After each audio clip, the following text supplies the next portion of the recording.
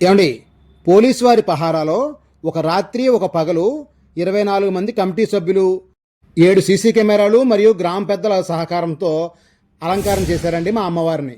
మా అమ్మవారు ఎవరో కాదండి, తూర్పుగోదావరి జిల్లాలోని రాజమండ్రి కూతవేటి దూరంలో ఉన్న కడీపులంక బుర్రిలంక మధ్యలో ఉన్న అమ్మవారే శ్రీ ముసలమ్మ అమ్మవారు. మా అమ్మవారిని శ్రావణ శుక్రవారం వరలక్ష్మి పూజల సందర్భంగా సుమారుగా 22 లక్షల రూపాయలతో, అంటే కొత్త పాత నోట్లతో అమ్మవారిని అలంకరించారండి. అంతేకాదండి, మా అమ్మవారి కోసం ₹1 నోట్ల కట్టలు, ₹2 నోట్ల కట్టలు దొరకపోతే వాటిని ఒక బండిల్కి 1 వంతు వాల్యూకి 3 వంతుల వాల్యూ ఖరీదు ఇచ్చి మరీ అమ్మవారిని అలంకరించారండి.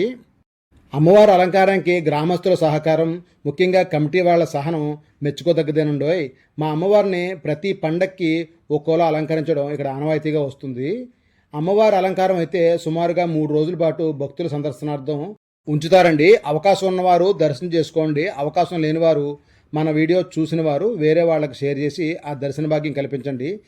మీ అందరికీ ఈ వీడియో ద్వారా ధనలక్ష్మి రూపంలో ఉన్న మా ముసలమ్మ వారిని చూపించినందుకు మాకు లైక్ ఇచ్చి శ్రీ మాత్రే నమః అని కానీ, జై ముసలమ్మ తల్లి అని కానీ కామెంట్ చేద్దురు.